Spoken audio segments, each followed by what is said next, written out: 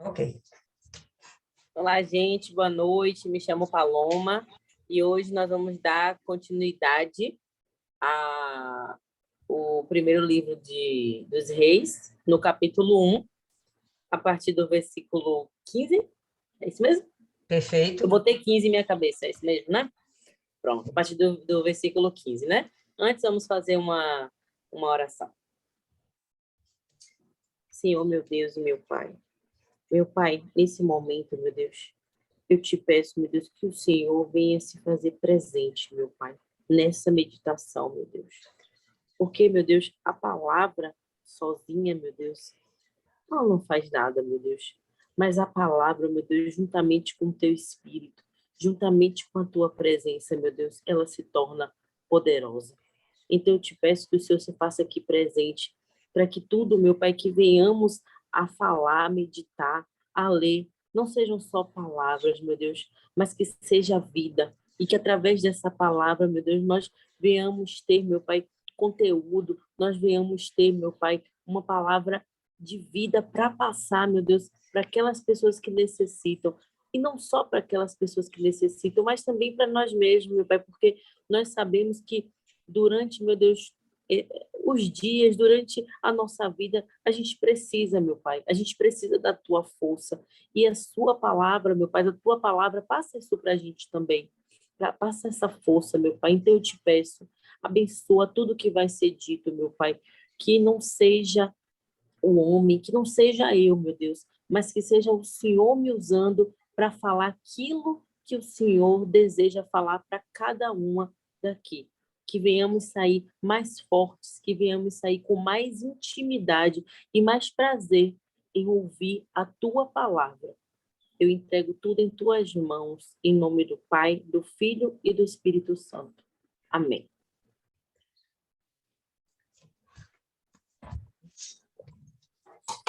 Vamos lá? Versículo 15. E foi Betseba ao rei na sua câmara, e o rei era muito velho, e Abissag, a sunamita, servia ao rei. Só para, né, fazer uma resumida só até aqui, né? Até aqui a gente falou sobre Davi, que já era velho, né? Já estava assim nos seus últimos momentos de vida, e a gente discutiu sobre a questão de toda o desequilíbrio que havia na família de Davi, na construção da base da família de Davi, e que levou até mesmo aos seus próprios servos acabarem se juntando ao seu filho, que tomou o reinado por conta própria. Então, aqui nesse momento, é quando Batseba ela vai até Davi, até o rei, para tentar reverter, até porque havia uma promessa onde quem deveria ocupar o trono após Davi seria Salomão e não Adonias. Então, só para ter uma noção. Aí vamos continuar. E Batseba inclinou a cabeça e se prostrou perante o rei e disse o rei: que tens? E ela lhe disse: Senhor meu, tu juraste a tua serva pelo Senhor teu Deus, dizendo: Salomão teu filho reinará depois de mim, e ele se assentará no meu trono. E agora, eis que Adonias reina, e tu, ó rei, meu senhor, não sabes. Aí aqui vem. E matou vacas e animais cevados e ovelhas em abundância, e convidou a todos os filhos do rei, e a Abiatar, o sacerdote, e a Joabe, capitão do exército, mas a teu servo Salomão não convidou. Aqui se repete, né? Mostrando que o próprio Adonias, ele tentou fazer da maneira mais correta possível para que ele tivesse, né? De fato, sendo coroado ali a rei. Mas a gente sabe que o principal, que até foi o que eu li hoje, talvez eu poderia até ter falado isso na meditação passada, mas que eu não tinha ainda meditado nessa parte e que a gente percebe que em nenhum momento do reinado de Adonias nós vamos falar sobre unção. E a unção, não só naquele período, mas inclusive até hoje, é ela que faz com que a gente tenha poder. E esse poder não é só um poder físico, né? Não é só um poder de rei, de poder tomar decisão, mas o poder principal, que é o poder espiritual, o poder que faz com que nós venhamos a ter a força. E a gente percebe aqui que em nenhum momento se fala de unção em relação a Adonias. Ele faz toda a parte dos sacrifícios que deveriam, né, ter sido cumpridos, mas não tem em nenhum momento falando aqui sobre unção. Só fazendo uma ressalva que, na verdade, Adonias, ele não toma o trono. Ele faz uma cerimônia, ou melhor, ele não assume o trono, ele faz uma cerimônia na tentativa de usurpar o trono. Mas, de fato e de verdade, esse reinado ele não se concretiza, até porque, enfim, o rei ainda está vivo, está moribundo lá do lado, né? Na cama prostrado, mas está vivo. Não tem como tomar o trono do rei que ainda existe. Ou o rei está morto, ou então ele abdica do trono. Nesse momento não aconteceu nenhuma coisa nem outra. E o Adonias, ele tenta, né? Ele está aventurando, ele vai ver até onde ele consegue, né? Que nem aquela criança que está aprendendo a andar, a falar, aprendendo a viver. Ela vai testando os limites dos pais, né? Vai testando os próprios limites para saber até onde ela pode ir. Então, a Adonias está fazendo algo parecido. Pô, até onde eu posso ir? Tenho pessoas achegadas a mim, fiéis a mim, até onde eu posso confiar nessas pessoas? E o que é bem notório de se perceber é que, dentre as pessoas que ele convidou para participar dessa pretensa cerimônia de coroação, não estavam aquelas pessoas que eram fiéis a Davi, como a gente já tinha observado antes, né? Então, assim como não estavam os fiéis a Davi, não estava nesse momento o sacerdote mais importante, nem o profeta mais importante daquele momento, tá certo? Então, não ia ter realmente uma consagração. Ele não iria lá para dentro do templo para receber essa consagração, né? Não ia, ele sabia o limite dele. O pai ainda não estava morto, ele não tinha como ultrapassar. Mas o bacana é que ele foi ganhando apoio. E isso é isso aí, Isis, tentativa de golpe. E isso vai fortalecendo ele, né? Olha, posso confiar em fulano, eu tenho um poder político do meu lado, eu tenho um poder religioso do meu lado, eu tenho um poder militar do meu lado, né? Eu tenho apoio do povo. Isso vai fortalecendo ele, sem sombra de dúvidas que ele gostaria disso, né? Mas tudo isso que ele faz, nem mesmo o próprio rei está ciente, né? Davi não está ciente do que está acontecendo, então, habilmente, o próprio Natan, junto com Batseba, cria uma situação para que ele venha se posicionar, que ele venha tomar ciência de tudo que está acontecendo e que ele venha se posicionar. Você vê que o Salomão, ele era prometido para ser o rei, não porque Davi queria, não porque Batseba merecia, mas porque Deus escolheu. O próprio Deus fala com Davi, ó, seu próximo filho, com Batseba, bom, esse daí vai assumir o trono. E não foi também por misericórdia a Davi ou por misericórdia a Batseba, não. Foi por misericórdia, por respeito, por honra a Urias, aquele que morreu lá, né, na batalha, pretensamente assassinado, porque o objetivo era deixar ele lá mesmo para ser morto, a mando do rei Davi. Então, a memória de Urias, ela é honrada com a constituição de Salomão como rei, tá? É raiz de Davi? Sim. Mas por que não o primogênito de Davi? Por que não os outros filhos legítimos de Davi, né? Então, a questão do Salomão foi honra a Urias, e não foi escolha de Davi, foi escolha de Deus. Então, a gente vai perceber que o próprio Salomão, ele nem se movimenta, até aqui ele também não está se movimentando, porque é respeito ao pai, né? O pai está vivo, uai. Não tem como a gente fazer nada legalmente ainda nesse momento. Mas Batseba já é uma mulher vivida, maliciosa, então ela chega e percebe, olha, eu tenho que fazer alguma coisa. E é nesse momento aqui que a gente está, porque ela vai ao rei, né, para pedir, olha, cumpra a tua palavra. Não sei se Davi tinha batido um papo com ela e dito, olha, essa palavra não é minha, é de Deus. Mas ela vai lá e exige que o próprio Davi cumpra a tua palavra, né? Cumpra a palavra dele.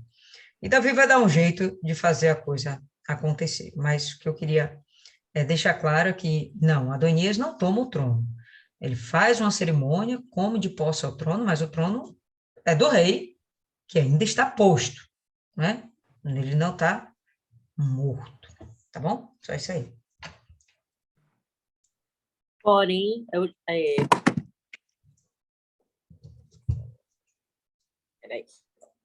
versículo 20.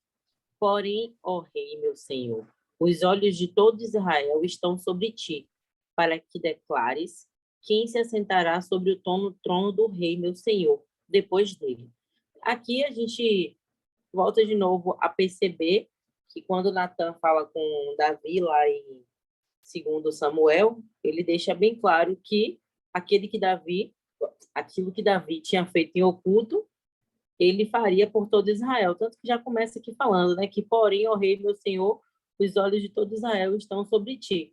Além disso, também mostra também um pouco da esperança, né, que o povo tem em Davi, que o povo tem no rei. Então é como se jogasse a responsabilidade para Davi. Olha, tá todo mundo na sua dependência, tá todo mundo na expectativa da sua escolha, do que você vai escolher. Então, é como se ela estivesse dando um alerta. Cuidado para saber se é isso mesmo. Você vai deixar realmente Adonias fazer o que está fazendo? É como se ela chegasse, né, com esse tom. Como a senhora falou, né, ela é esperta. Então, ela não podia chegar como se ela apenas quisesse que o filho Salomão fosse rei. Ela tinha que chegar de uma forma que mostrasse uma preocupação não só pelo fato de querer que o filho fosse, mas também pelo próprio povo, que é como ela deixa claro aqui nesse próprio versículo. Eu acho até que a ideia dela falar pelo próprio povo é mais uma argumentação, mas de fato, de verdade, ela estava com medo de perder a vida, porque se o Adonias vai lá, faz aquela cerimônia fake news toda, né? A tentativa de golpe aqui que Isis falou, e não convida a, os mais chegados, os mais íntimos de Davi, então esses mais chegados e mais íntimos estão correndo risco, porque se um outro grupo assume o reinado, então aqueles vão perder seu posto, vão perder sua importância e podem perder suas vidas. Quando a gente tem nos dias de hoje, né? Mudou a prefeitura, mudou o prefeito. Todo mundo que está ali trabalhando, empregado, e que não são concursados, fica todo mundo com as orelhas em pé. Por quê? Porque pretensamente toda aquela turma vai ser demitida para que entre o povo de confiança. Nos dias de hoje a gente não sai matando ninguém por aí, né? Pelo menos não é o normal, né? Mas naquela época não é do meu time, não está do meu lado, vou matar logo para nem poder como criar uma oportunidade de uma insurgência contra mim, porque legitimamente Salomão teria de assumir o trono, porque Deus mandou, ponto. Mas se ele simplesmente, Adonias, toma o poder e deixa Salomão lá, vai existir sempre a possibilidade de Salomão ser levantado, concorda? Salomão sempre vai estar por lá como se fosse um fantasma atormentando a vida dele. O que ele ia fazer? Ele vai matar para eliminar de uma vez por todas as chances que aquele homem teria de ocupar o lugar dele. Então, quando ele faz aquilo no reservado, é como se fosse um alerta para todos os outros, né, que seriam uma ameaça potencial para eles ou inimigos. Olha, vocês coloquem suas barbas de molho, estejam em banho-maria. Então, eles sabiam que a mãe principalmente, como eu falei, né, macaca véia, a mãe principalmente sabia que isso poderia acontecer com seu filho a qualquer momento, tanto a ela como a ele, de serem assassinados. E acabou, pronto, não tenho mais ameaça ao meu reino, sou Adonias e agora eu vou tomar posse de tudo. Meu pai morreu, eu sou o irmão mais velho aqui no momento, e ponto. Alguém vai encarar? Eu já tenho aqui do meu lado sacerdote, eu já tenho aqui do meu lado general de guerra, eu já tenho aqui do meu lado outros familiares, eu tenho do meu lado o povo, e aí, quem vai me encarar? Então, com certeza, aquela turminha, o Natan ia ser assassinado, entendeu? O Salomão ia ser assassinado, a mãe ia ser assassinada, qualquer outro lá que estivesse na corte de Davi, que fosse a favor de Davi, que estivesse de acordo com as ideias de Davi, as opiniões de Davi, né? As prerrogativas todas de Davi. Não, essas pessoas aí iam ser assassinadas. Ou presas. O mínimo que aconteceria era serem presas. Mas Salomão, não. Salomão ia morrer, porque ele ia ser uma ameaça constante ao trono. Salomão, com certeza, ia morrer. Então, a mãe vai lá, né? Com aquele negócio de tomar conta do filhinho e impede qualquer outra coisa. Andresa, quer falar alguma coisa? Não, já foi dito. Seria isso mesmo, que ela estava temendo ali não só pela vida dela, mas com certeza principalmente pela vida do filho, né, de Salomão, porque assim eles não eram aceitos, né? Eles não eram bem-vindos para aquela família, independente de que ele fosse irmão e tudo, mas com certeza era isso aí mesmo. Já foi fácil. Exatamente. Bem lembrado aí esse Maquiavel, viu, Isis? Muito bem colocado. Pode continuar aí, Paloma. Isso se concretiza até nesse próximo versículo que a senhora acabou de falar aí. De outro modo, sucederá que, quando o rei meu senhor dormir com seus pais, eu e Salomão, meu filho, seremos os culpados. Né? Justamente aqui acaba se concretizando não só isso que a senhora falou, mas eu não sei, posso ter dado uma viajada, mas em relação até os culpados, eu imaginei, né? Que culpa é quando você deixa de cumprir algo que foi prometido. Se você tem uma culpa, você deixou de fazer algo. E justamente seria a própria promessa de Deus que quem deveria estar no, no trono seria o próprio Salomão. Então, essa culpa, eu acho que é além desse detalhe que a senhora está falando em relação a eles correrem riscos reais, né, de vida, mas também a culpa porque ali não estariam cumprindo aquilo que Deus falou, que seria o reinado lá de Salomão. 22. E, estando ela ainda falando com o rei, eis que entra o profeta Natan, né? Aqui, no caso, o próprio Natan já tinha combinado com ela antes que aquilo que ela falasse, ele, como profeta, né? Ele viria para justamente testificar, porque o profeta, por ele ser o próprio porta-voz de Deus, ele teria essa credibilidade para confirmar ao rei, né? Essa necessidade de o rei agir. Então, lá no 23, ele fala: e o fizeram saber ao rei, dizendo: eis aí está o profeta Natã. E entrou à presença do rei e prostou-se diante do rei com o rosto em terra. Aqui, esse versículo, eu só entendo que os guardas fizeram um anúncio informando que quem iria estar adentrando a sala para falar com o rei seria agora o profeta. No 24, e disse Natã: ó rei, meu senhor, disseste tu, Adonias reinará depois de mim, e ele se assentará sobre o meu trono? Então, nesse momento aqui, o profeta está questionando a, a Davi. E se realmente é da vontade dele que Adonias seja o rei. Se essa é a vontade de Davi. E aqui eu achei um pouco interessante, porque aqui mostra um pouco que, mesmo eles sendo fiéis, sendo servos fiéis a Davi, ainda existia um pouco de dúvida em relação à tomada de decisões por Davi. E eu acredito que isso venha por conta de todo um passado, de todo o histórico dele de decisões ruins, que foi aquilo que a gente falou nos primeiros versículos, que as coisas, mesmo eles tendo feito muitas coisas boas, não conseguiram apagar totalmente também as decisões ruins. E essa pergunta assim deixa bem claro, né, assim, que ele ainda fica meio tentando compreender por que Davi, no momento em que soube que o filho ia fazer isso, não tinha tomado nenhuma atitude. Lá no 23, né, me perdi. No 25.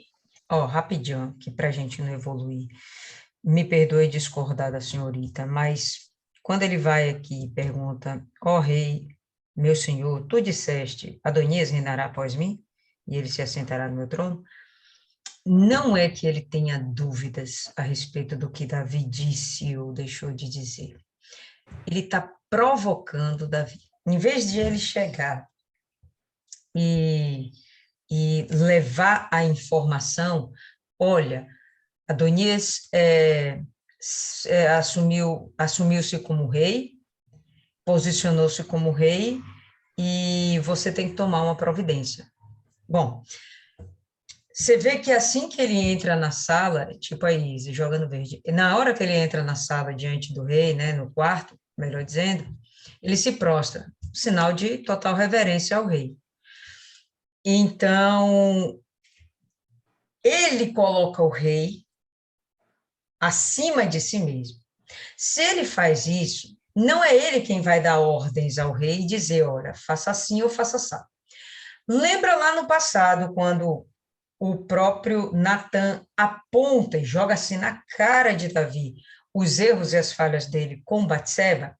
Ele simplesmente obriga Davi a pensar. Ele não fala, Davi, você pegou a mulher do teu próximo e ainda tu mandou matar o cara, velho. Ele não fala assim, você vai ser punido. Não, ele provoca Davi. Conta uma parábola. Poxa, Davi, aconteceu assim, assim, assim, assim, assim. Mas como? Esse cara tem que ser morto. Pois então, quem fez isso foi você. Então, leva ele a pensar. E aqui ele está fazendo a mesma coisa. Vem cá, foi o senhor que escolheu isso? Ele está levando Davi a pensar, ele está levando Davi a tomar uma decisão e talvez até dando aquela instigadinha, induzindo, olha, você não está ciente de tudo, você está sendo traído, né? Está dando aquela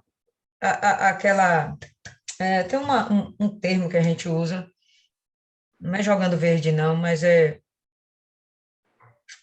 esqueci. Mas enfim, essa pergunta dele aqui, de fato, não é porque ele tenha dúvida, é porque ele quer levar Davi a pensar. Ele quer levar uma informação e meio que, pô, Davi, eu não sabia, era assim.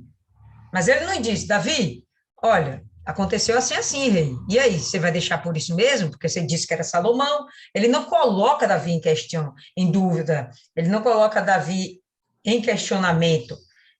Não é pergunta retórica também, não. Não é esse o termo, eu esqueci. Mas, enfim. Ele lança um veneninho, assim, no português bem dizido. Ele vai lá e lança um veneninho, entendeu? Ué, entende? Não é porque ele tem a dúvida, não. Natan não duvida, Natan, ele é fiel a Davi. Ele conhece os erros de Davi, conhece as fraquezas de Davi e conhece também a fidelidade de Davi.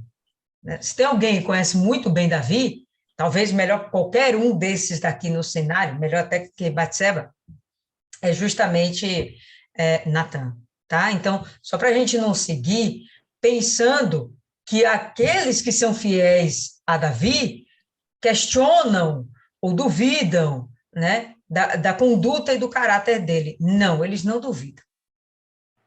O que ele está fazendo é tretinha. Chega lá a mulher já sabe o que vai acontecer com ela, entendeu? A mulher já sabe que ela vai ser morta junto com Salomão. Aí ele chega lá, mas, rei, você não disse para mim, você não me prometeu que meu filho, Salomão, era quem ia ser rei? Como é que o trono foi dado a outro? Tretinha. Aí chega, entra o outro, pode botar pressão psicológica. Mas, meu rei, o senhor tinha me dito que em algum momento que o Adonias ia ser o rei? Sabe? Então, É um veneninho, não é que ele duvida, tá bom? Cristiane, pode falar aí. É que, assim, quando o rei falava, era que se cumpria o que o rei prometia. Então, eles entraram na presença com muito cuidado e muita reverência, mas, tipo assim, se o senhor falou, não tem que acontecer exatamente como o senhor falou, então tem que se cumprir o que Davi já havia falado outrora. É. E quem tem que tomar a decisão não é Batseba, não é Salomão e não é Natã. Quem tem que tomar a decisão é Davi. O rei tem que tomar a decisão. Aí Davi vai despertar, tá lá moribundo, vai dar uma despertadinha. Oh, meu Deus, como Adonias fez isso, né? Então, ele vai assumir a postura, enfim, ele vai determinar a coroação de Salomão, né? Segue aí. Se você observar aqui antes, no versículo 11,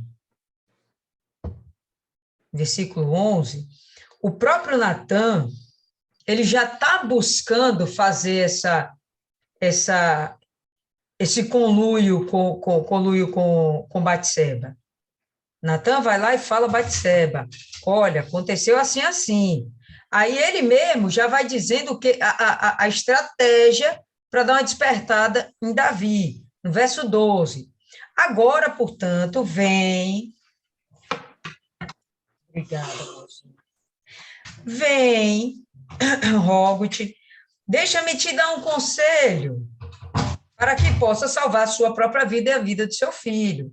Então, o próprio Natan vai armando o esquema para preparar o espírito de Davi, tendo a colaboração da Batseba, para que, enfim, Salomão venha a ser coroado. Vai, chega-te ao rei Davi, verso 13, diz, não juraste, senhor meu, dizendo, certamente Salomão, teu filho, reinará depois de mim? Por que então Adonias reina? Né? Então, não é dizendo, ô Davi, vai lá, velho, pô. Não, é provocando Davi, provocando a reação do rei, provocando que o rei realmente venha reinar. Entendeu isso aí, Paloma? Sim, entendi. Inclusive, para mim foi até bom esse esclarecedor, porque justamente esse versículo foi um dos versículos que eu li em 3 ações da Bíblia, porque eu tinha ficado um pouco em dúvida nele. Ele é um versículo muito importante, porque a partir desse daí a gente consegue ter o entendimento dos demais que vêm, porque a gente consegue entender que tudo aqui vão ser provocações que o próprio Natan está fazendo. E eu realmente tinha dúvida nesse versículo, porque eu fui até na Ara, porque era mais...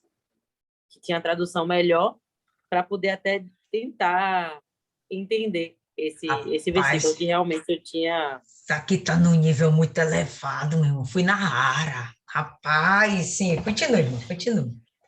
Oh, meu Deus.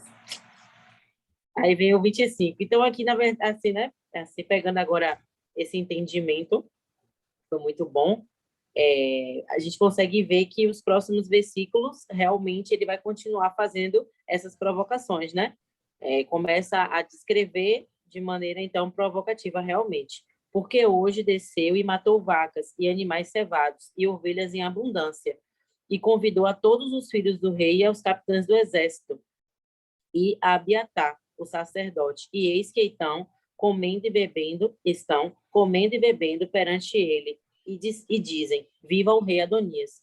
Então, realmente, aqui é uma forma, né, de provocação daquilo que o Adonias, ele fez, né, do banquete que ele ofereceu, dos sacrifícios que ele ofereceu, na tentativa de tomar, né, o trono.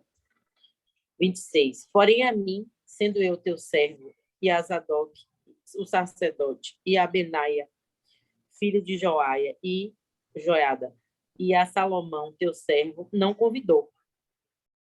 Então, aqui, mais uma vez, né, ele está deixando bem claro que aqueles que são, de fato, aliados a ele não foram chamados. Então, é mais uma provocação a fim de realmente despertar para Davi que, olha, a coisa foi tão feita por debaixo do pano que a gente não foi convidado. Chamou todo mundo, mas a gente, realmente, nós não fomos convidados. Foi feito isso da parte do rei meu senhor, e não fizeste saber a teu servo quem se assentaria no trono do rei, meu senhor, depois dele? Né? Então, assim, realmente, aqui ele continua a provocação e também uma forma de repreender, né? Porque perguntando para ele lembrar que não seria Salomão, você não teria, no momento em que Adonias chegou para você e falou lá que reinaria, não seria um momento que você teria que falar para ele? Não, quem vai reinar, você já sabe, Adonias, é Salomão, não é você. Então, aqui continua essa provocação, né? E respondeu o rei Davi e disse, chamai-me a Batseba. E ela entrou à presença do rei e ficou em pé diante do rei. Aqui não tem muita, né? Acho que não tem muito o que esmiuçar. Em 29. Então jurou o rei e disse, vive o Senhor, o qual remiu a minha alma de toda angústia. Que, como te jurei pelo Senhor Deus de Israel, dizendo, certamente teu filho Salomão reinará depois de mim, e ele se assentará no meu trono, em meu lugar. Assim o farei no dia de hoje. Então, a provocação aqui de Natã acaba servindo e ele cumpre o papel dele de profeta, que seria, de fato, ser o porta-voz de Deus, quando ele faz Davi acordar e relembrar da promessa de Deus. Então, a palavra que se cumpre, ou seja, o profeta realmente ele consegue, né? Até porque é o papel dele perante a todos os reis do livro de Reis, que seria trazer a palavra de Deus, trazer Deus para esse povo. E aqui Davi o escuta. A gente sabe que ao longo do livro não vai acontecer com muitos reis, não darão ouvidos aos profetas, mas aqui Natã conseguiu fazer com que Davi desse ouvido a ele. 31. Então Batseba se inclinou com o rosto em terra e se prostrou diante ao rei e disse, viva o rei Davi, meu senhor, para sempre. Aqui mais uma forma de reverência. 32. E disse o rei Davi, chamai-me a Zadok, o sacerdote, e a Natã, o profeta, e a Benaia, filho de Joiada, e eles entraram à presença do rei.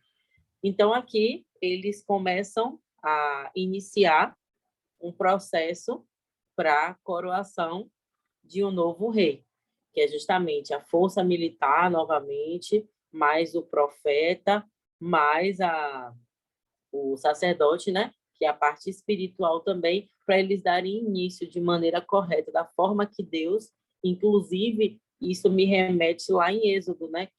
Que é quando Moisés vai consagrar também Arão, eles seguem o mesmo ritual aqui para dar início ao processo de coroação do rei Salomão. E aí vem o 33. E o rei lhe disse, tomai convosco os servos de vosso senhor e fazei subir ao meu filho Salomão na mula, que é minha, e levai-o a Giom. Aqui eu achei um pouquinho interessante, porque eu fui dar uma pesquisada, e nesse período, assim como durante muitos anos que seguiram, a importância de alguns artefatos do rei naquele período. E era de muita honraria quando o rei permitia que alguém utilizasse alguns acessórios dele, como o cedro, como o próprio trono e como a própria mula, que servia de condução para ele.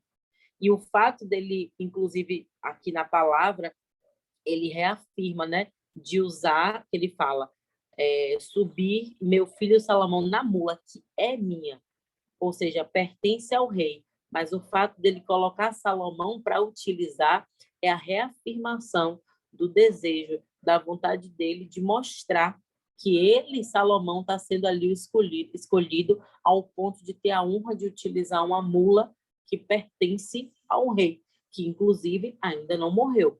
Mas para ele mostra o significado, a importância que ele está dando, visto que quando esse Salomão ele estiver andando na mula durante a cidade, as pessoas vão ver. E as pessoas ali vão estar para testemunhar que o próprio Salomão está andando na mula do rei. E isso, naquele período, tinha muito significado. Que ali ele já começa a dar início ao reinado, à autoridade de Salomão perante as pessoas. Porque ali elas já vão ver essa autoridade só pelo fato dele estar usando o transporte que seria apenas para o rei. 34. Isadoc, o sacerdote, com Natã, o profeta, ali o ungirão, rei sobre Israel. Então, tocareis a trombeta e direis, viva o rei Salomão. Aqui a gente vê realmente a diferença de todo o processo que aconteceu de Adonias. Aqui já houve essa unção e mostra também a importância, né, da unção. E como diz a Nascida, trazendo para os dias de hoje, né, mostra realmente a importância da nossa unção, que ela nos torna mais fortes e nos dá esse poder. E assim como o poder de rei, que Salomão estava recebendo ali, nos dá esse poder também. Hoje não de rei, mas de sermos filhos, né, do rei. Então, tem toda essa conotação aqui para os tempos atuais, assim como ele recebeu e foi coroado, foi ungido naquele período. A Andressa quer falar. Deixa eu só concluir aqui. Tá.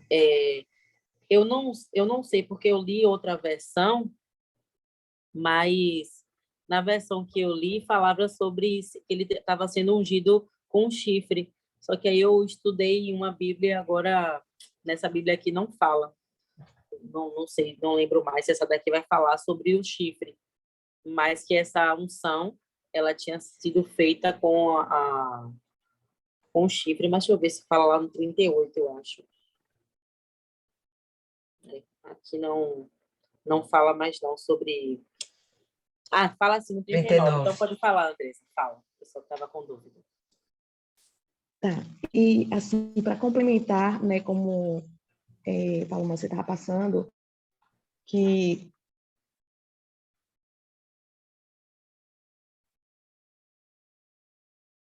Travou aí, Andressa?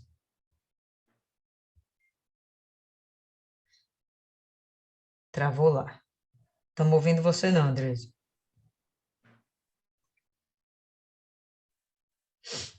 Deixa a Andressa voltar aí. A gente vai ter aqui no verso 32, né? Diante da situação, Batseba foi lá, falou com Davi, saiu do quarto #chateada, deixou ele lá com a pulga atrás da orelha, imediatamente entra Natã, vai lá, faz a mesma coisa, ainda diz que, poxa, você não me falou nada, teu servo, estou aqui do teu lado. Deixa lá Davi novamente, né, com aquela sensação de que o que está acontecendo, o que eles estão pensando de mim, eu não traí ninguém.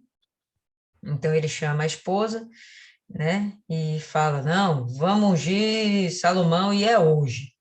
Beleza. Aí é o que ele fala, né? O rei Davi disse, chamai-me Zadok.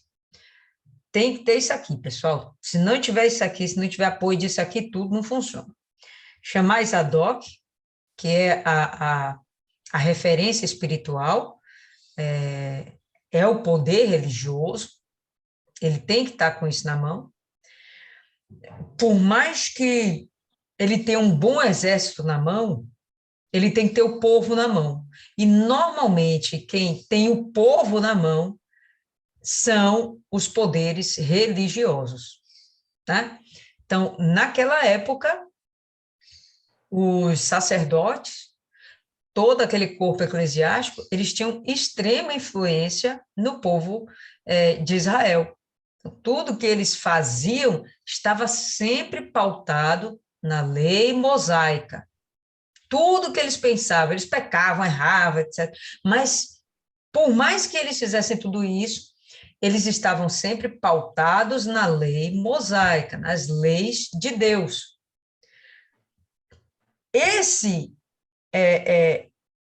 Por mais que eles fossem hipócritas, esse legado é o que sustenta aquela sociedade. É o que não torna eles bárbaros, um matando o outro para possuir as coisas do outro. Eles não são bárbaros porque a lei de Deus é quem fundamenta a estrutura social deles. Ok. Quando isso acontece, o poder religioso, a influência religiosa, tem de estar do lado do rei. Se o rei estiver brigando com isso, brigando com os líderes religiosos, ele vai ter problema, o povo vai ficar dividido, e há uma tendência do povo ficar do lado dos religiosos, tá? É normal. Então, o rei tinha que estar do lado de Deus. Estou falando aqui religioso, porque existe o conteúdo religioso tão somente, aquela coisa vazia e mecânica, mas que ainda assim é aquela história. A pessoa não é convertida, mas ela vai para a igreja, e só porque ela vai para a igreja, ela acredita que ela tem direito de receber as benesses de Deus. Então, aqui, só porque esse povo acredita na lei mosaica, eles servem a Deus, então eles acreditam que eles têm direito a receber as coisas do alto. Enfim, não era nem necessariamente que aqui o rei fosse enviado de Deus, porque essa ideia do rei ser enviado de Deus era uma coisa mais das sociedades pagãs, que eles viam o rei como uma divindade. Não era isso que acontecia em Israel, tá?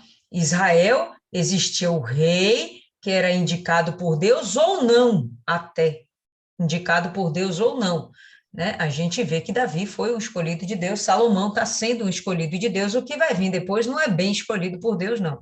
Mas, enfim, vai ser escolhido por homens, vai ser por causa da genealogia e tal. Então, voltando só para a gente não se delongar e não fugir. No verso 32, chamai-me Zadok, o sacerdote, né? Um referencial religioso, Natã, o profeta. Natã tinha como é que se fala? Uma influência muito maior ainda dentro do povo. Ele era muito respeitado pelo povo. Se Natã está do lado desse novo rei, a tendência é que o povo vai ficar do lado desse novo rei. E chamai Benaia. Benaia já era um poder militar. A gente vai ver mais à frente, daqui a mais um versículozinho, que Benaia, ele é chefe de duas poderosas guardas, e que não eram necessariamente as guardas de Israel, do povo de Israel. No fundo, eles são inclusive estrangeiros, mas eles têm uma fidelidade para com Davi absurda, e eles têm um poderio bélico, uma raça, sabe, um vigor violento. Então, isso aqui era quem ia garantir, legitimar, além da palavra do próprio Davi, o trono de Salomão. Sem isso aqui, você vê que Adonias fez a mesma coisa, catou as mesmas referências, mas não eram as referências legítimas de Davi, as que Davi confiava. Então, o povo vai perceber isso. Depois o povo vai acabar, por mais que nesse momento esteja dividido, vai acabar ficando do lado de Salomão. Por quê? Por causa da influência de Davi e de toda a conjuntura que o próprio Davi cria para que o Salomão seja coroado. A ideia da mula aí, de Davi, é simplesmente fantástica. A gente sabe que Israel era proibido de criar cavalos. Por quê? Porque os cavalos eram para guerras, e Israel não era o desejo de Deus que eles ficassem vivendo de guerras, não era bem isso. Se eles estivessem dentro da vontade de Deus, eles não iam ficar guerreando, quem guerreava era Deus por eles. Vamos lembrar das muralhas lá de Jericó? Eles não fizeram um ai, a não ser obedecer a Deus, para que as muralhas se rompessem, tá certo? Então, se eles obedecessem, sempre quem ia vencer as batalhas era Deus, eles não iam precisar, de repente, nem puxar da espada, mas enfim. quando acontece de ele ter a mula era um animal muito apreciado pela resistência dela, né? Pela sobrevivência desse animal, a força que ele tinha, a capacidade que essa mula tinha de subir qualquer coisa, de subir montanhas, subir montes, andar em pedregulho, passar pelo mar, passar pela areia, sabe? Era um bicho incrível, muito resistente. Então, era muito valorizado. Então, o rei tinha lá a sua mulinha, e a mula do rei agora está sendo cedida para aquele que sim vai ser o novo rei. Ungido com óleo. Então, está concretizando todos os itenzinhos para que realmente Salomão venha a ser legitimado diante dos olhos do povo. Ele vai lá para Gion.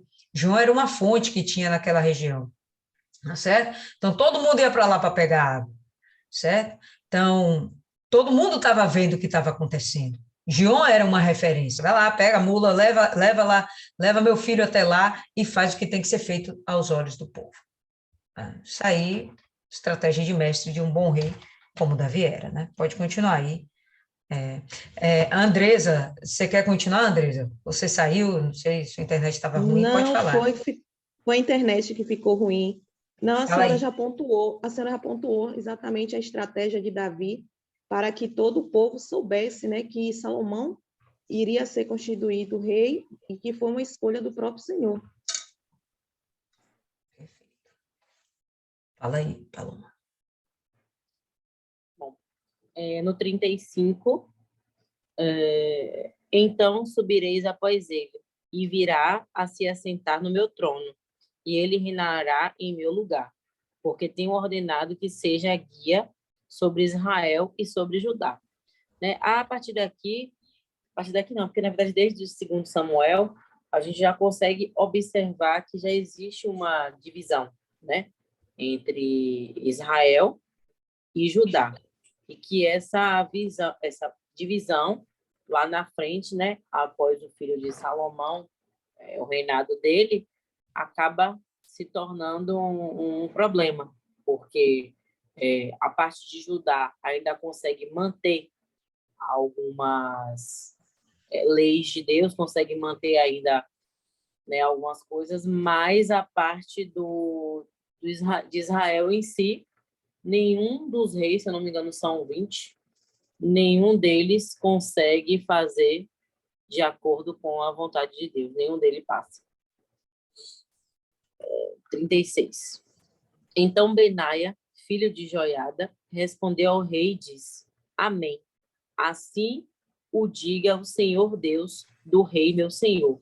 Então, aqui, né, eu acredito que até mesmo a importância, como a senhora citou lá no 32, do filho de Joiada, de Benaia, dele até aparecer aqui nesse momento, dizendo amém. Dele tem uma certa importância aqui, que é justamente essa influência. E acho que nesse versículo ele aparece justamente mostrando isso, a fidelidade dele ao rei e também a Deus, né? Principalmente a Deus. Por causa de Davi, provavelmente, né? Por causa de Davi, esses homens, né? Essa guarda especial de Davi, eles se converteram a Deus. Quando Benaia professa isso, né? Olha, que seja como o Senhor, ele afirma, né? Que ele crê nesse Senhor também. Então, pretensamente, eles todos se converteram para Deus. Só antecipando um pouquinho, no verso 38 a gente vai ver aí Joiada, ou Benaia, filho de Joiada, e os quereteus e os peleteus. Então, Benaia era quem tomava conta desses quereteus e dos peleteus, que no fundo, eram filisteus. Só que eram filisteus valentes de Davi. Guarda-costas. Lembra quando Davi está lá preso? Preso não, me perdoe. Fugindo lá pelas cavernas, que ele se encontra com aqueles fracassados, né? Com os endividados, né? E aí ele começa a fazer um exército com esses rejeitados. No meio dessa história toda, parecem uns carinhas desse aqui. E ele vai entrar em alguns momentos em batalhas, até mesmo contra os filisteus, tá certo? E, enfim, Davi é um cara tão carismático, é um líder tão carismático, que até o povo inimigo se tornou fiel a ele. É uma coisa assim que só Deus mesmo vai explicar. E se tornou tão fiel, que quem está do lado de Davi aqui não é a guarda real de Israel, é a guarda real de Davi. Né? É nessa guarda aqui de inimigos que se fizeram amigos e que agora confiam em Deus, que o Davi está confiando que vai ajudar a Salomão manter o seu reinado, iniciar, né, o seu reinado. Pode continuar. É aqui no 38 agora, né? É. Então desceu Zadok, o sacerdote, e Natã, o profeta, e Benaia, filho de Joiada, e os quereteus e os peleteus, e fizeram montar Salomão na mula e o rei Davi, e o levaram a Gion. E Isadoc, o sacerdote, tomou o chifre de azeite do tabernáculo e ungiu a Salomão, e tocaram a trombeta, e todo o povo disse, viva ao rei Salomão. O interessante dessa unção que vem a partir do chifre é que justamente o chifre, ele mostra que o animal, para que você tivesse o chifre, o animal ele era sacrificado. Então, isso mostra uma certa expiação, né? Que o sacrifício ele vinha naquela época, até mesmo pela lei mosaica, vinha para expiar o sangue, né? Para expiar os pecados. Então, aquele óleo que estava ali dentro do chifre era realmente algo puro, né? Que trazia uma certa pureza. Tanto que essa unção que vinha do chifre, ela era apenas para sacerdotes, para profetas e para reis. Justamente daí que a gente tem aquelas 3 unções, né, que Davi recebeu, inclusive, e nesse momento quem está recebendo essa mesma unção foi Salomão. 40.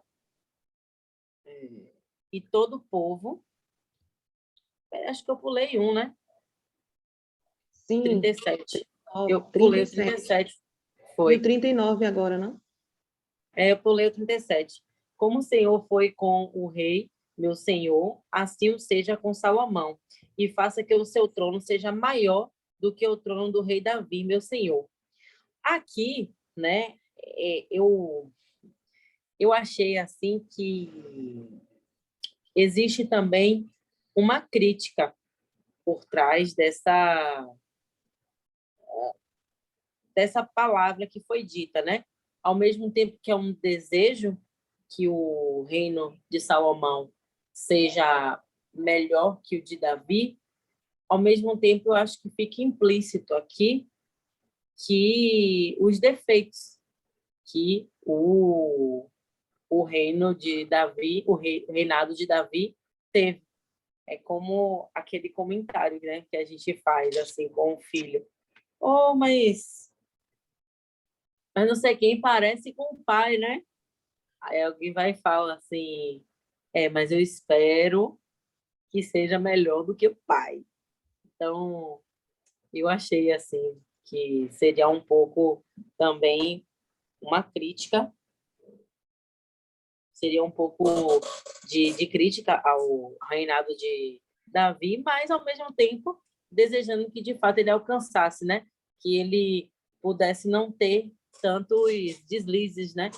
Quanto Davi teve, para que não sofresse também as mesmas consequências ou até piores. Aí eu pulei agora e vou agora para o 39, que eu já falei do chifre, né? Pronto. O 40. E todo o povo subiu após ele, e o povo tocava gaitas e alegrava-se com grande alegria, de maneira que com seu clamor a terra retiniu. E ouviu Adonias e todos os convidados que estavam com ele, que tinham acabado de comer. Também Joabe ouviu o sonido das trombetas e disse: por que há tal ruído de cidade alvoroçada? Bem, eu tentei até dar uma pesquisada aqui nessa parte em relação ao tal ruído, né? E eu vi que em alguns momentos da Bíblia é utilizada essa questão de onde vem esse ruído, né? Que sempre precede, né? Esses alvoroços sempre precediam algo de ruim, né? Que estava por vir, esses ruídos.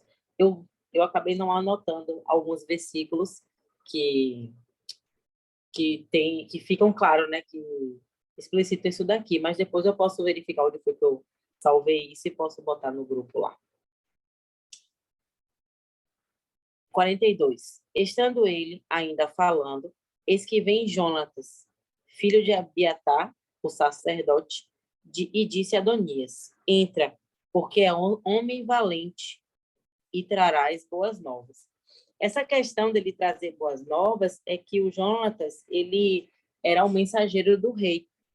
Então, como ele era mensageiro do rei, como a gente consegue ver lá em Samuel, o Adonias, ele me parece aqui que é como se ele tivesse vendo que o Jonatas estava vindo e imaginou assim, ah, não, vem aqui você também, venha participar, você que é valente, você que é um cara influente também, poxa, mensageiro do rei, vem aqui fazer parte, venha fazer parte também aqui dessa festa, mais uma influência, mais alguém que ele tentaria trazer para o seu lado, porque como a gente sabe que o rei ainda estava vivo, né? Então ele ainda não era rei, então ele precisava do maior número de influências possíveis naquele momento para tentar realmente tomar esse trono.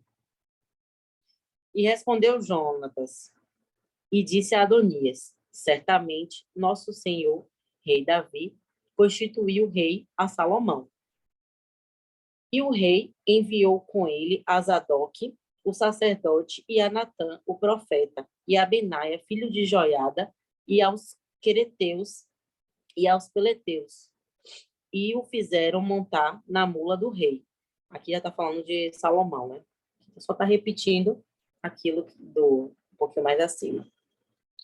45. E Zadok, o sacerdote, e Natã, o profeta, ungiram rei em Gion, e dali subiram alegres, e a cidade está alvoroçada. Este é o clamor que ouviste. Aqui, na verdade, é Jonatas, que ele era o mensageiro, contando para Adonias o que era, na verdade, que estava acontecendo. Porque ele foi, Adonias estava achando que era uma coisa, e ele contou boas novas, só que boas novas para Davi, ele era mensageiro de Davi. Já para Adonias, acredito que não foram tão boas assim, né? Paciência. E no 46, e também Salomão está assentado no trono do reino. E também os servos do rei vieram abençoar o nosso Senhor, o rei Davi, dizendo: faça teu Deus que o nome de Salomão seja melhor do que o teu nome, e faça que o teu trono seja maior do que o teu trono. E o rei se inclinou no leito.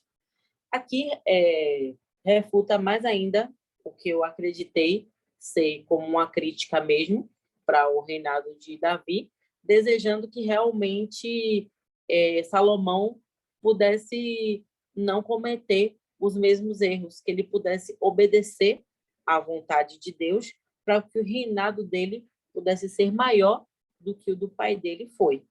E aqui, mais uma vez, é Jonatas passando essa mensagem. É como se Jonatas fosse também uma provocação, até mesmo do Jonatas com o próprio Adonias, já como se para deixar Adonias sem palavras, sem ter o que argumentar. Então, ele já chegou como se a gente fosse marcar para conversar com a pessoa e, na conversa, a pessoa já chegasse falando tudo para que a gente não tivesse nenhum tipo de argumento. Olha, ele já foi curado, ele sentou na mula do rei, o rei já abençoou, já está abençoado por Deus, pelo profeta. Ele está vindo com a guarda, ele está vindo com a guarda, está vindo com os guarda-costas, ele já foi ungido, não tem mais jeito, então é como se realmente fosse para deixar Adonias sem argumentos. Não tinha mais o que Adonias fazer ali, ou seja, acabou para você. Não tem mais... Você perdeu, né? No popular. 48.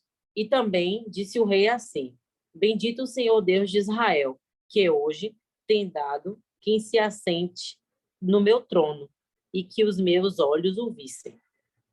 Então estremeceram e se levantaram todos os convidados que estavam com Adonias, e cada um se foi ao seu caminho. Ou seja, né, Jonatas, ele conseguiu trazer a mensagem para todo mundo, e naquele momento eles perceberam que não tinha muito o que fazer, que, na verdade, invalidou toda a tentativa de tomar o trono de Adonias a partir do momento que veio, de fato, o rei, que foi coroado.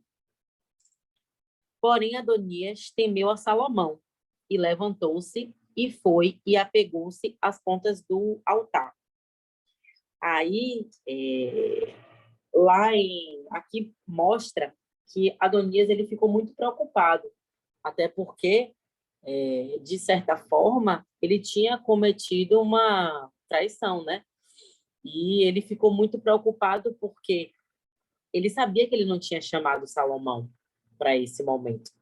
E como Salomão foi, da mesma forma que Batseba ficou preocupada com a vida dela e do filho Salomão, aqui Adonias também ficou preocupado com a vida dele, porque o que ele fez foi errado, ele fez tudo pelas costas, né?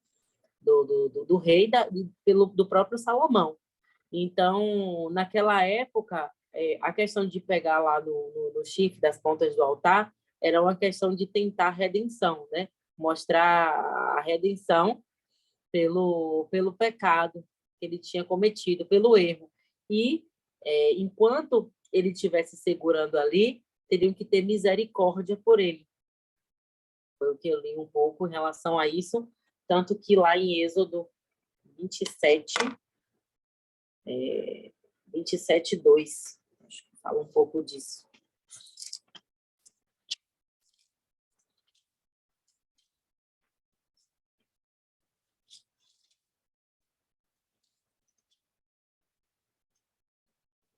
Fala aqui onde a estrutura, né, que faz parte da estrutura lá do tabernáculo.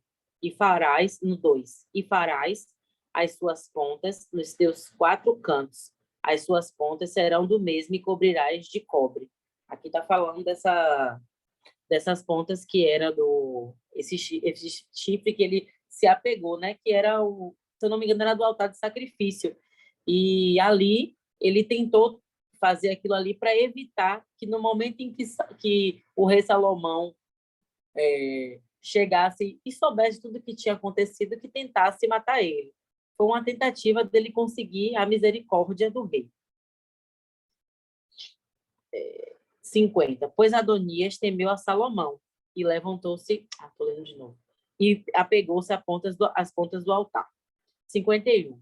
E fez-se saber a Salomão, dizendo: Eis que Adonias teme ao rei Salomão, porque eis que apegou-se às pontas do altar, dizendo: Jure-me hoje o rei Salomão que não matará o seu servo à espada. Aqui entra uma coisa muito interessante, porque eu não sei como é que Jonatas conseguiu estar nos 2 lugares ao mesmo tempo.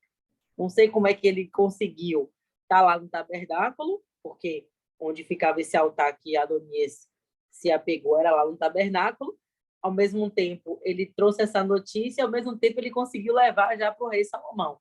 Não sei como é que aconteceu, né? Meio atemporal essa situação aí. Se a senhora tiver algum comentário sobre isso, ajudaria, porque isso realmente eu fiquei sem compreender.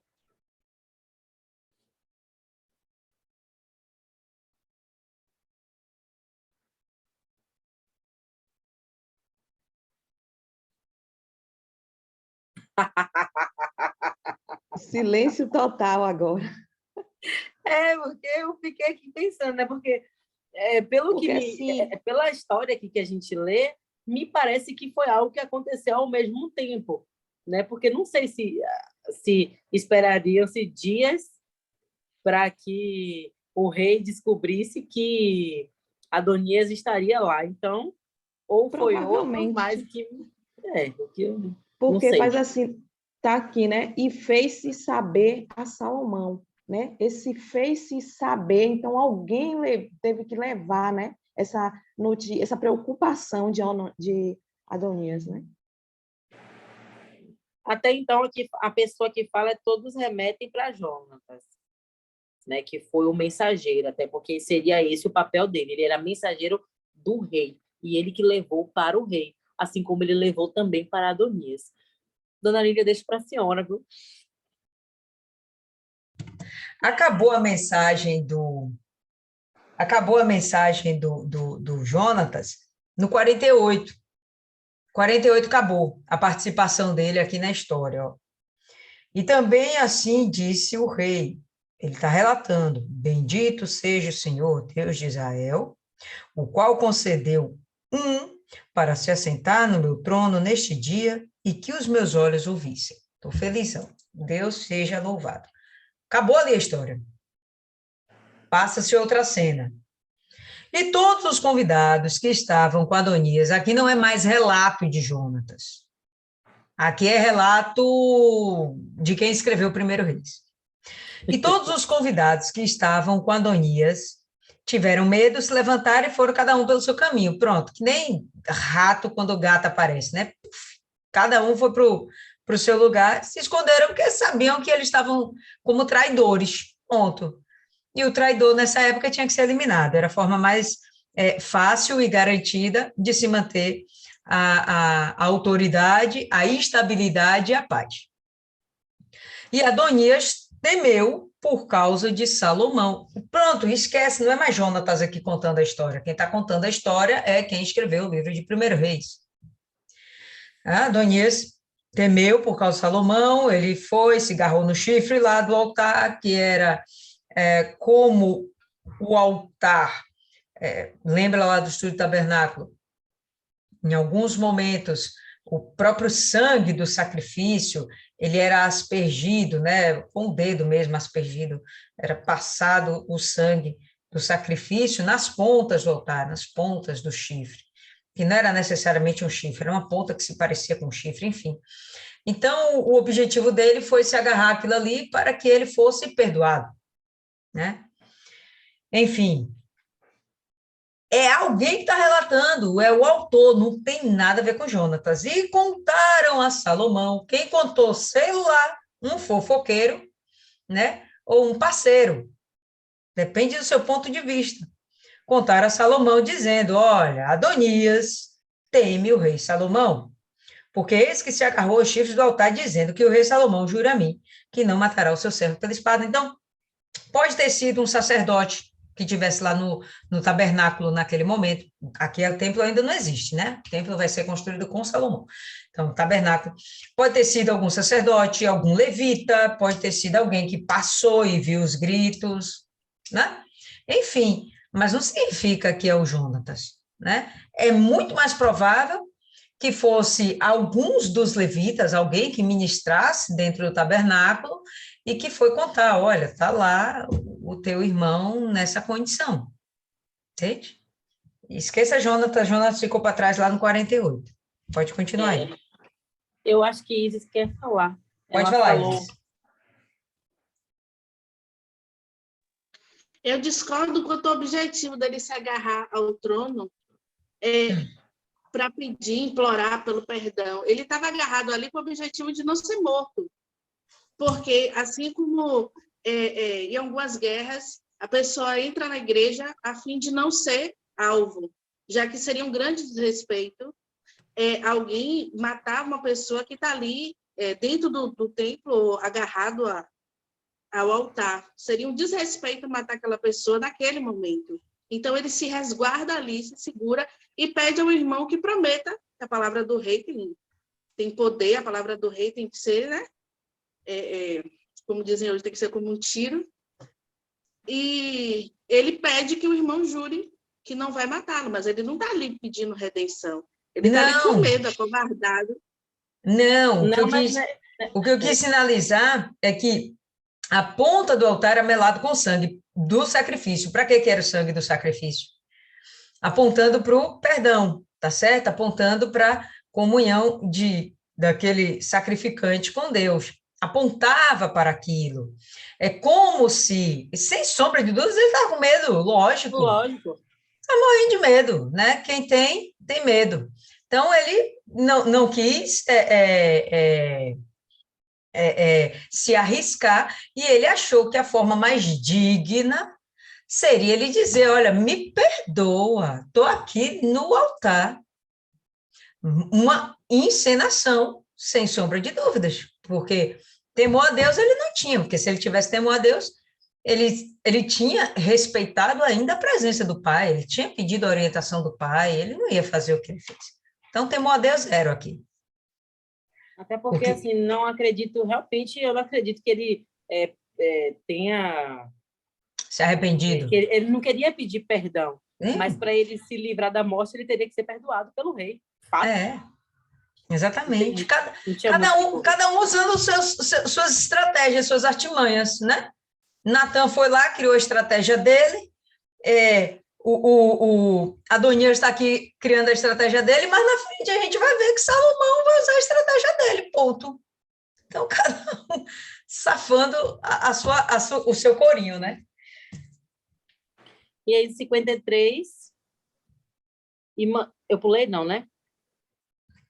Pulou. Pulei sim. 52. E disse Salomão, se for homem de bem, nenhum de seus cabelos cairá em terra. 52. Se, porém, se achar nele mal... Oi? Nada, continue. Se, porém, se achar nele maldade, morrerá. Aqui, na verdade, é como se Salomão estivesse falando para ele, né? Olha, eu até te perdoo, mas se você andar na linha, se você não mostrar nenhum tipo de rebeldia, se você for a favor do reinado, se você contribuir, se você não der mais um aí de rebelde. Então, se tudo isso, se você conseguir andar na linha, aí sim, dá para te perdoar. E aí, no final, ele fala no 53. E mandou o rei Salomão e o fizeram descer do altar. E veio e prostou-se perante o rei Salomão. E Salomão lhe disse, vai para a tua casa. Ou seja, né, que ele teve misericórdia, mas também não quer dizer que Adonias realmente se tornou um anjinho. Ele apenas estava lutando pela vida dele. E não significa também que Salomão estava dando uma de abestalhado. Salomão simplesmente estava fazendo aquilo que era conveniente. Eu vou começar meu reinado matando meu irmão? Não. Tem que mostrar misericórdia. Ele vai chegar e vai dizer, não, tudo bem, vou comer seu reggae, né? Vou fingir que estou acreditando. Tudo bem. Se agora ele deixa muito claro que ele desconfia do irmão. Ele fala, se você fizer a coisa certa, tudo bem, pode ir para casa. Ele já deixou ali um parênteses. Caso contrário, vai ter consequência. Né? Então, Salomão não é bestalhado. Salomão, ele tem consciência aqui plena de que houve uma tentativa, né, de golpe, e que, sem sombra de dúvidas, Adonias ia traí-lo e matá-lo. E da mesma forma Adonias pensa, Salomão vai me matar, né? Porque a gente acredita que a pessoa vai fazer aquilo que a gente acha que somos capazes de fazer. Então, quando ele vai lá e se agarra na ponta do altar pedindo misericórdia, querendo, não me mate a espada, porque dentro da cabecinha dele já tinha isso. Eu mataria Salomão a espada. Eu sei que ele vai me matar a espada, então deixa eu tentar aqui me safar de alguma forma. A única forma que eu teria de sensibilizar Salomão seria me agarrando aqui na ponta do altar, onde eu vou mostrar para ele que, olha, eu estou arrependido, me perdoa. Né? Tudo treta, lógico. E Deus faz questão de deixar claro que sempre existiu o teatro das tesouras. Fala, Isis. Eu ia comentar que você está tão informal hoje. Está arrasando. Informal é ótimo.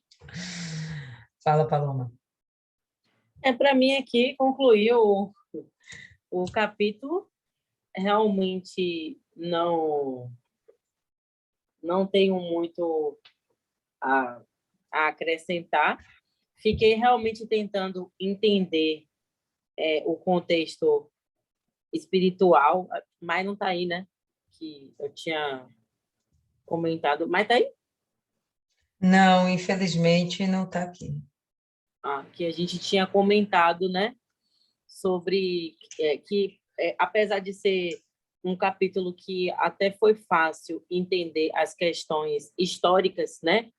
O desenrolar do capítulo, ele é fácil, mas é possível perceber que o desenvolvimento espiritual dentro desse primeiro capítulo não é tão simples assim. A gente começa vendo que, por um momento, existe um cuidado de Deus, em outro momento tem Davi pagando pela consequência, em outro momento entra a misericórdia, em outro momento se cumpre uma promessa. Então, é um capítulo que tem idas e vindas, e eu acho que eu só vou conseguir ter talvez algo mais concreto quando a gente for avançando aqui no livro, né? Ou quando Dona Cida abrir a boca e falar. Vamos ouvir Dona Cida. É verdade, a voz da sabedoria. Esqueci desse detalhe. Exatamente. Mande ver aí, Dona Cida. Vou até botar meu microfone no mute, para nem respirar. Fala aí, Dona Cida, e aí, o que a senhora entendeu aí? Transmita para a gente aí, Poço de Saber. Pare com isso, Dona Cida. A senhora não, por favor. Dona Cida não quer passar Covid para a gente. Tá vendo aí, né? Não quer nem abrir o áudio, para não correr o risco. Fala aí, Fernanda.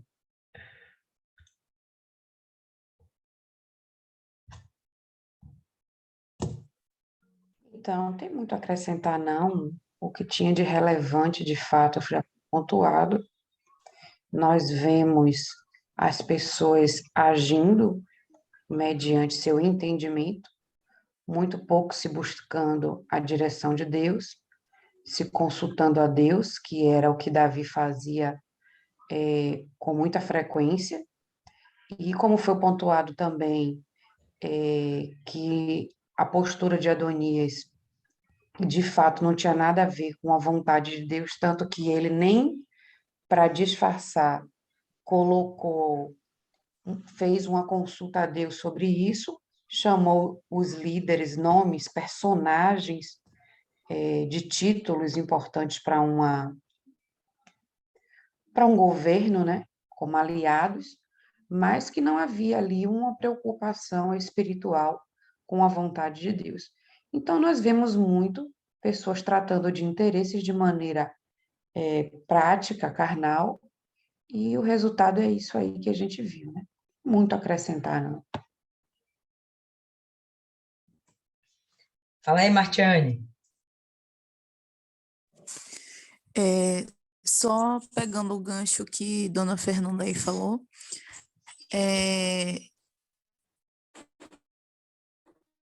eu queria enfatizar, no caso, a intimidade, né, de Davi. Porque se ele consultava Deus, era porque ele tinha essa intimidade com Deus. E fica aí para a gente essa importância, né, da gente sempre ter essa comunhão com Deus, essa intimidade, e tá pedindo sempre a direção de Deus antes de tomar qualquer decisão na nossa vida. Ok. Fala aí, Adriana.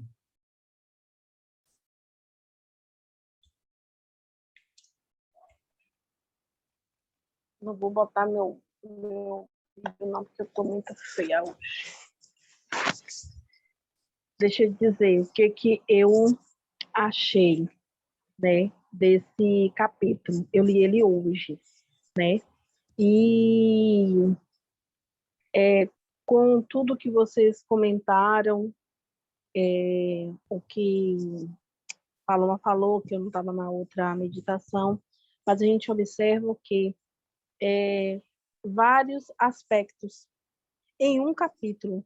Ainda estamos no primeiro capítulo e vemos vários aspectos aspecto familiar, uma desestrutura familiar, né? Vemos poder político, né? Poder religioso, e a gente vê que todos andam juntos. E o que começa, a gente observa que começa pela estrutura familiar, né? Davi, pelo erro dele lá atrás, ele vem acolhendo as consequências dos atos de um erro que ele poderia, de uma certa forma, ter evitado, mas não teve discernimento, né? Aquele momento da distração. Ele teve aquela distração. Batseba lá na frente foi uma distração para ele, que fez com que o reinado dele que fosse desmoronar. Mas ele teve discernimento, sabedoria, né? Teve Natan para poder ajudar, acordar ele daquele momento que ele estava ali delicado, e ele veio colhendo as consequências. E a Bíblia não fala assim muito sobre como foi a convivência dele com os filhos que ele já tinha e com esse filho Salomão, o que dá a entender também que ele foi um filho amado. Então, isso causou ciúmes, causou revolta nos outros filhos também. E, como você falou, né, a política, a gente às vezes não quer falar de política, a gente não quer dizer, poxa, o candidato aqui é assim, mas a gente observa aí que, em 1 Reis, já diz logo de que lado você está. É do lado do altar ou do lado carnal, humano, daquilo que pode lhe dar material, né? Porque muitas pessoas votam no candidato por uma atitude de ganhar um cimento, um bloco, sei lá, mais alguma coisa, e não visualiza a guerra espiritual que nós estamos vivendo. Aí, Davi estava numa guerra espiritual. De que forma ele ia ser traído pelo próprio filho, né? E Deus fez todo desenrolar para que isso não acontecesse. Mas se não tivesse Natan ali atento, se ele tivesse distraído, se ele tivesse sem perceber o que estava acontecendo, o que ia acontecer? Quando menos visse, o povo já estava com um rei que não era para ser rei, né? Então, isso a gente vai trazendo para o nosso dia de hoje. Essa guerra que nós estamos vivendo, famílias desestruturadas, filhos contra pai, pais contra filhos, a gente vivendo uma guerra política onde a gente tem que ter discernimento, porque o inimigo ele está querendo derrubar a igreja, não é nós pessoas, mas ele quer mostrar que o Espírito Santo não é nada e que ele é tudo, agindo da forma que ele vem agindo, criando leis, criando decretos para que a gente se cale. E a partir do momento que nós, que temos a palavra viva, nos calamos, a gente dá ênfase a eles, dizendo assim, vocês estão certos, nós estamos errados. E Davi não. Davi ouviu, raciocinou, pensou, chamou, quando o Paloma leu aí Batseba, ele chamou Batseba, ela ficou na porta. Ali, a intimidade deles, um olhando para o outro, já sabia o que ia dizer, já sabia o que ia fazer. Pronto, já se preparou para dar o golpe de Minerva, que é quem manda aqui sou eu. Eu estou ainda vivo. Então, quer dizer que o nosso Deus ainda está vivo. O nosso Deus é vivo. Então, quem manda ainda neste país, neste universo, é o nosso Deus. E nós somos filhos de Deus e vamos ganhar essa batalha, assim como Davi ganhou. E quando a gente observa os gritos, eu logo Olha, gente, esse capítulo é forte, se vocês analisarem, e eu li rapidamente. Você ouvir os gritos, é o trono de Deus dizendo que nós já vencemos essa guerra e essa batalha. Agora a gente não pode ficar sentado, calado, porque foi o que Natã, Batseba e Davi fez. Chamou as pessoas que tinha que estar naquele momento, naquele lugar, naquela hora, para ungir e dizer, esse é o rei que vai reinar sobre Israel nesse momento, a partir do momento que eu me for. Então, Jesus, ele ascendeu o céu e deixou com a gente o Espírito Santo, a palavra dele, ele nos ensinou. Hoje eu estava falando no núcleo para uma senhora que ela estava falando assim, eu não vou para a igreja porque a ex-mulher do que ela está vivendo hoje não é da igreja. Aí eu falei com ela, olha, você tem que, se você sente vontade de ir, você tem que ir. Ela está lá, ela está fazendo o papel dela, ela está vivendo a vida dela. E você sente sede de ir, não vai, porque você está se colocando com o seu orgulho. E o orgulho não vai levar a lugar nenhum. Você tem que ir, vá domingo de manhã, para passar no altar, você e sua família, levar, não vou dizer nomes aqui, sua sogra, e passar pelo altar e dizer, Deus, eu constituí uma família, essa é a minha família. E você vai selar no altar. Então, a mesma coisa somos nós, a gente tem que selar no altar o nosso voto que a gente fez. Tem pessoas que temos que conquistar, vamos para a rua, vamos brigar, vamos lutar, vamos botar os nossos candidatos naquele altar, porque para mim, esse capítulo é a nossa realidade que a gente vai viver até o dia 2 de outubro, e a gente tem que correr atrás e fazer aquilo que nos foi ordenado, que nós fomos ungidas para fazer. Da mesma forma que o sacerdote derramou aquele óleo sobre a cabeça de Salomão, foi derramado sobre nossas cabeças. E nós temos o direito e dever de colocar no altar, lá naquele plenário, o Espírito Santo, a cadeira dele tem que estar lá, para a gente, fechar a boca de Satanás. É só isso. Só tudo isso, né? Arrebentou, Adriana. E nesse só tudo isso, eu vou falar só isso, literalmente. Quem começa todo esse trabalhar para que Salomão se torne rei é justamente a igreja, né? É justamente o Natã. Então, a igreja, ela tem a sabedoria necessária para tomar conta, né? Para liderar, para governar os povos. A igreja tem essa sabedoria. Não precisa necessariamente que ela esteja tomando posse de um cargo. O Natã não está tomando posse de um cargo, mas ele está fazendo com que, dentro de todas as estratégias, homens de Deus ocupem aqueles lugares para que o povo, no final das contas, venha a ser beneficiado, né? Então, fica aí o que Paloma pediu, a Adriana arrebentou. E por hoje é só, pessoal. A gente se encontra no sábado, tá? E quem vai estar ministrando no sábado vai ser a Maiana. A gente continua com 1 Reis, capítulo 2. Quem faz a oração final, Paloma, você indica alguém ou você encerra? Depois de um desfecho desse, minha filha, não tem nem outra escolha. Bora, Adriana, é com você. Beijo.